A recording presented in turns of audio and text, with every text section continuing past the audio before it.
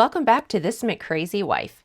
If, like myself, you have ever been disappointed by a flat homemade muffin that looks nothing like the beautiful bakery muffins, let me share a recipe with you that I recently discovered online.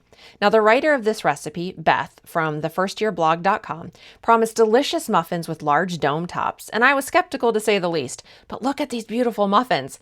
So let me show you how I made them. We're starting off with the dry ingredients, and I actually brought out my kitchen scale because Beth said that some people complained these were dry, and it was really important to weigh the ingredients. I don't typically weigh my ingredients, and I was hoping Beth wasn't giving me extra work for no reason, but I weighed the ingredients as instructed. I first weighed the flour, then tearing the scale back to 0 grams, I went ahead and weighed out my sugar. I was determined to be precise.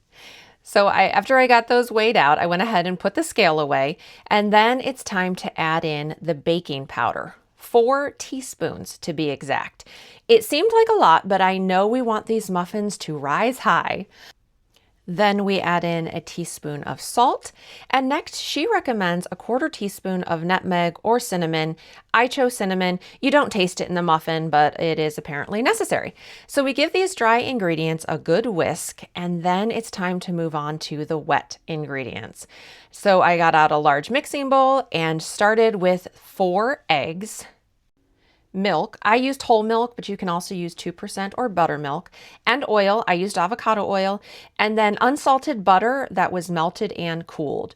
Finally, I'm adding in pure vanilla extract, 2 teaspoons of that. And then we're going to give this a good whisk to make sure it's all combined and ready for the dry ingredients.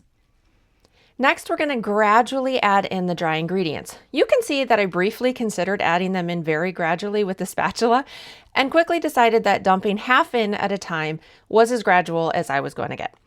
So I gave that a quick stir, and then I added in the other half and gave that a little quick stir. Before we totally stir in the flour, we're going to go ahead and add in our chocolate chips. Quick note here, I do not usually buy Ghirardelli chocolate because it is delicious but very expensive. However, when you salvage shop and find it for $2 a bag, you definitely take advantage. I like to do a mix of mini chocolate chips and regular size, so I did 1/2 cup mini and a full cup of regular, and then go ahead and finish mixing it. You want to mix until it's combined, but don't overmix because we want a tender muffin, right? Now we have to cover the bowl and let it set for 15 minutes, and during that time I preheated the oven to 425 degrees. Then I got my muffin pans ready. Now you're only using every other muffin cup because we don't want the muffins getting too chummy with each other while they're baking, no touching. So this said I would get 12 muffins, so I used 2 pans and lined each with 6 liners.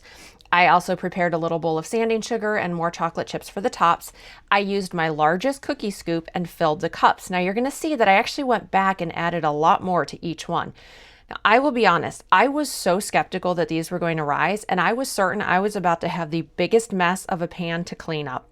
But I followed the instructions and I filled them high, and then I added the chocolate chips on top and then sprinkled them with that sanding sugar. I will say sprinkling the sanding sugar on top gave it a delightful crunch, so I highly recommend that you do that step. So once I had completed both pans and they were ready to go in the oven, they bake at 425 degrees for 7 minutes. Once that 7 minutes is up, which you're going to see here, I'm going to change the temperature to 350 degrees. And they are going to continue baking for 12 more minutes. Now, it was at this time I decided to check on their progress without opening the oven, of course, and I was pleasantly surprised to see that they were puffing up and not running over. I was very excited. After 12 minutes were up, I checked them with a toothpick, but they were not quite finished, so I rotated the pans and just baked them for another 2 minutes. I maybe could have taken them out at that point, but I was just afraid they wouldn't be fully cooked and then they would kind of sink. After that 2 minutes was up, I went ahead and checked them again. First, of course, dropping my toothpick on the door of the oven. Have you ever dropped a toothpick on the oven door and then tried to pick it up when the oven door is burning hot? I have. It's not easy. But the muffins were done at this point. I had to reset the oven temperature to 425 degrees because you have to do that for every round of muffins. Even though I had just seen how beautiful these muffins were, I was tempted to skip the wait until it returned to 425 degrees. But I didn't skip it, I waited, and it was worth it. These are beautiful and they are so delicious. They lifted right out of the pan with no problems whatsoever. I was concerned that they would stick around the rims, but they didn't. I really think you should make these. They were the best on the day that I made them, but they stayed pretty soft for a couple of days. Now, you can also pop them in the microwave for a bit to make them even softer on like day 2 or 3 if they last that long. I did have 2 extra muffins that didn't fit in the first round, and I didn't have the patience to wait for the oven temperature to go back to 425 degrees. So I just stuck those last 2 in at the 350 degrees instead. They still rose nicely, but they definitely lacked that lovely browning on the top and the rims. So now I know the secret is in being patient and waiting out that 425 degree temperature rise. These were absolutely delicious and enjoyed by everyone in my house. Now, when they're next to the muffins that baked at 425, you can definitely see the difference between these two and the rest of them.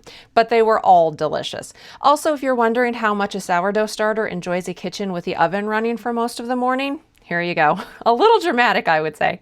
Anyway, thanks again for watching this McCrazy Wife, and I will see you next time.